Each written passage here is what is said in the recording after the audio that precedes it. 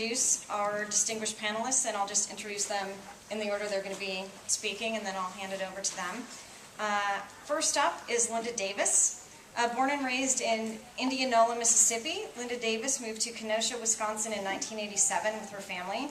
A busy mother of 2 boys, ages 13 and 17, Linda has been working as a direct care worker for the last 6 years. Over the course of her tenure, Linda has cared for the same 2 clients every day.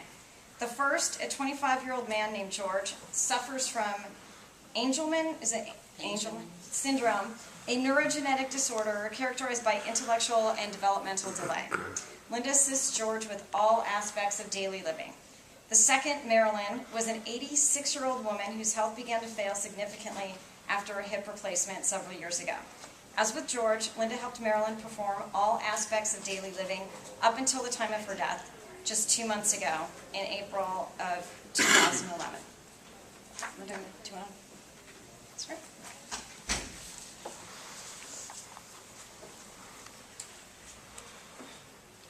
As was said, my name is Linda Davis. I have been a professional direct care worker for Kenosha for the last 6 years.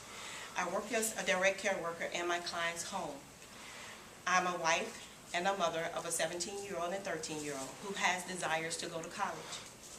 I'm a recent graduate of the Direct Care Alliance Voice Institute National Leadership Training. I was also a 2010 Caregiver of the Year for the state of Wisconsin. I would like to begin by thanking you for giving me this opportunity to hear my voice, and as you can hear in the shortness of my breath, and I'm very much out of my comfort zone. This issue is very important to me and my family. The exemption of the home care workers from minimum wages and overtime protection under the Fair Labor Standard Act.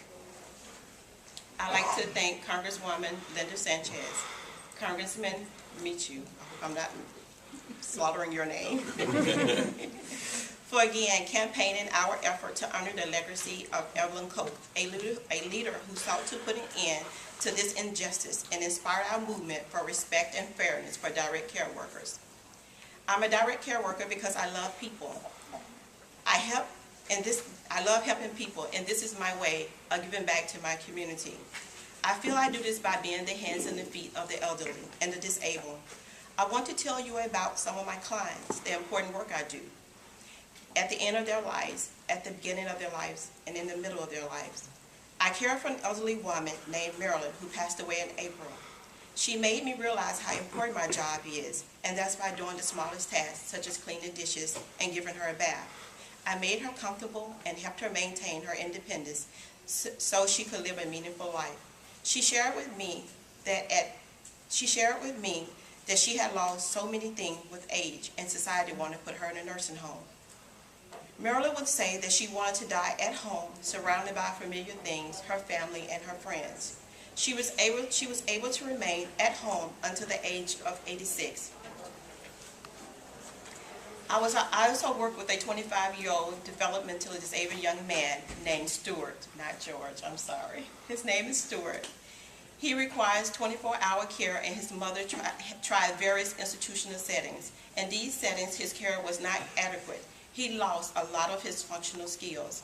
Since he has returned home to live, he has regained function, is now learning new skills with other skills. He has regained most of his skills that he lost, and he's gaining new skills. With the help of his family and his direct staff. I act in the capacity of a direct aid, a therapeutic aid, and a teacher for this young man, in addition to my caregiving duties. He can now live in a community, which is more cost-effective than living in an institution. The last client I would like to tell you about is an 18-year-old woman. She is physically disabled and just graduated high school. She is going away to college in the fall, where she will have to secure personal care. She commented to me that the most of the age that she liked would tell her they was moving on to another field to earn more money, to put food on the table and pay the bills for their families. I have personally seen a high turnover. Therefore, it interferes with the care of my clients. The physical care and attention direct care providers is priceless. But I need to be paid more than $9.26 an hour to care adequately for my family. I would like to be able to save money for my son's college education. However, there are many times that my children ask for something that I cannot afford to give them, and I can only afford to live in an underprivileged neighborhood, which is not safe for my kids. Last year, when my roof was damaged in a windstorm, I could not afford to pay the insurance deductible to repair the roof. To add insult to injury, the insurance adjuster said their entire roof needed replaced, not just the damaged area.